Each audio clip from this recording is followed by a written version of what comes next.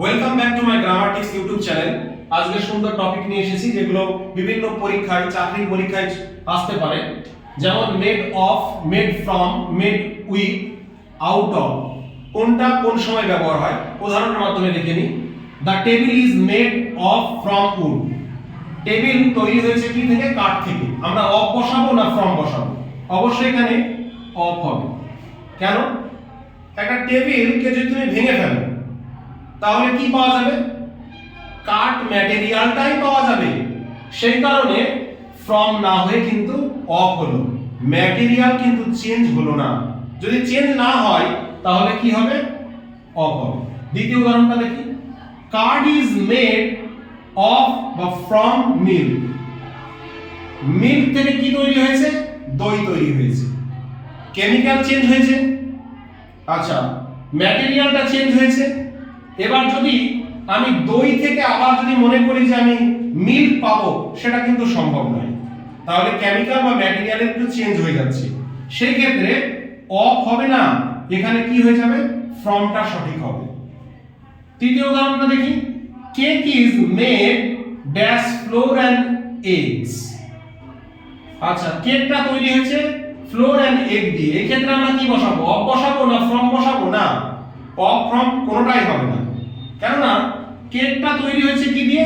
আলাদা আলাদা ম্যাটেরিয়াল দিয়ে, ফ্লোর দিয়ে এবং এগ দিয়ে। যদি আলাদা ম্যাটেরিয়াল থাকে, আইটেম যদি আলাদা হয়, তখন আর মেড অফ বা ফ্রম হবে না, মেড উইথ হয়ে যাবে। Fourth example. This bag is made dash old jeans. Jeans থেকে একটা ব্যাগ তৈরি করা হয়েছে। এই ক্ষেত্রে মেড কি বসাবো? Of, from, with? না, কোনোটাই হবে না। এই ক্ষেত্রে কি হবে? Made out of. লজিকটা কি? জিন্স থেকে যখন ব্যাগ তৈরি হয়েছে, এখানে ক্রিয়েটিভিটি একটা কাজ করছে, নিজের ক্রিয়েটিভিটি কিছু কাজে লাগানো হয়েছে, সেই ক্ষেত্রে আউট অফ কিন্তু হবে। তাহলে একবার রিভাইজ করে নিই। Table is made of wood. কেন?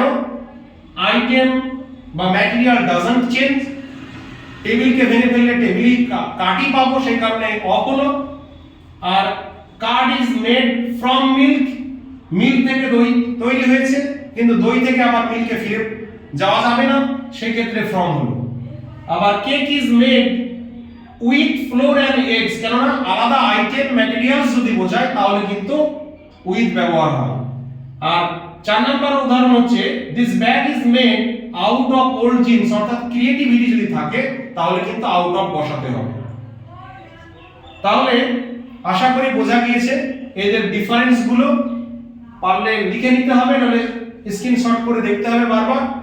আর তাহলে এই হোমওয়ার্ক দেওয়া আছে 4টে। Wine is made dash grapes. The almirah is made dash irons. A sandwich is bread, meat, vegetables. These sculptures were dash old flip flops. যদি এগুলো বোঝা থাকে অবশ্যই সঠিক করা যাবে। এবং তোমরা কমেন্ট বক্সে অবশ্যই এই এক্সারসাইজগুলোর এই 4টে উদাহরণের সলভ করে অবশ্যই পাঠাবে, সে কমেন্ট করবে। আশা করি ভিডিওটা ভালো লাগবে সবার।